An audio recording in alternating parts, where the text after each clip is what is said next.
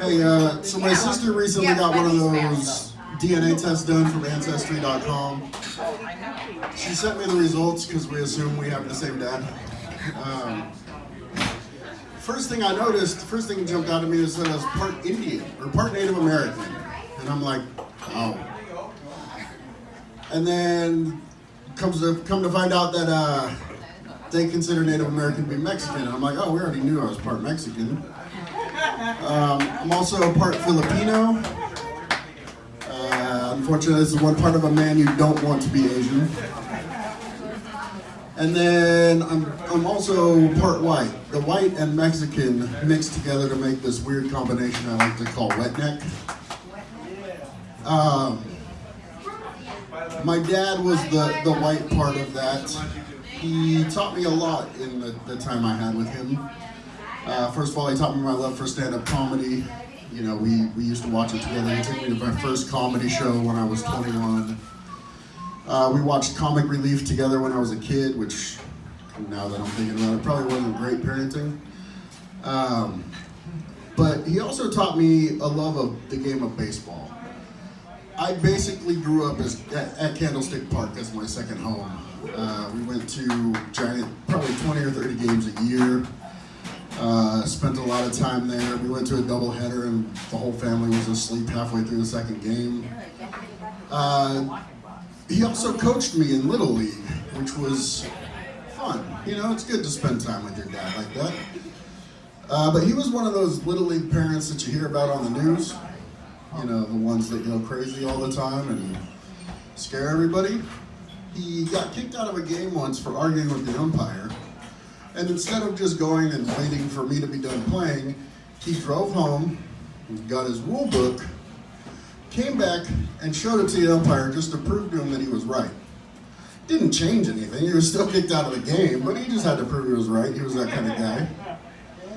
And when you're in Little League, the coaches of the teams will umpire the other games.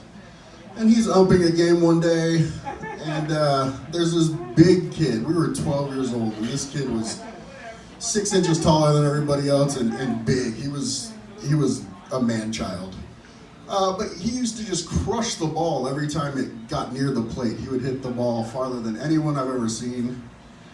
And he's up and he just crushes this ball way out of there. And as he's rounding the bases, my dad looks at his bat.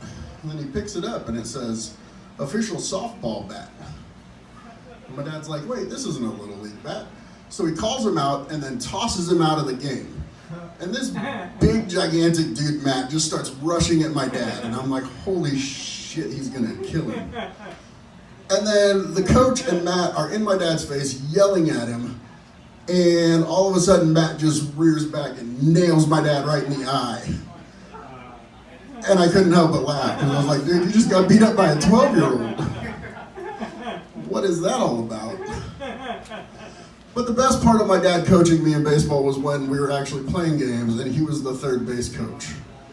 You know, there'd be a batter up and he'd turn around and look at my dad for the signs. My dad would be over there, you know, doing all that shit.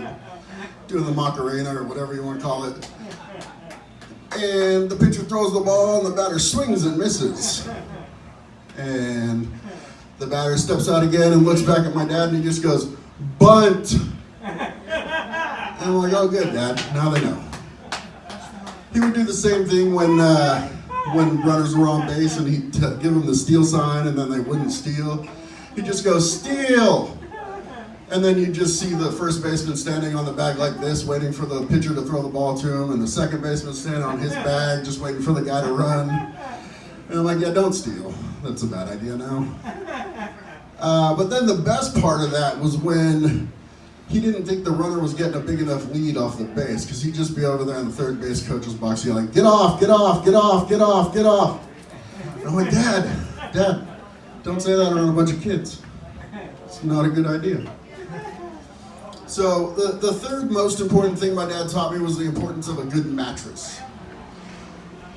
Growing up, when you're old enough to know what the squeaking of a bed means, it's a little embarrassing, especially when you have friends over and you can hear the bed squeaking. It was fine. I just let it go for a long time. I would just either turn up the TV, play video games, go outside and play with my friends. But then one day I had a girl over from down the street, and I really liked her. And I thought she liked me too, and we're sitting in the living room watching TV, and then we just hear this squeak, squeak, squeak, squeak. And I'm like, oh shit. If she knows what that is, she's gonna leave and never talk to me again. So I'm like, I have to do something. So I run up to his door and I start pounding on it. I'm like, get off, get off, get off, get off, get off.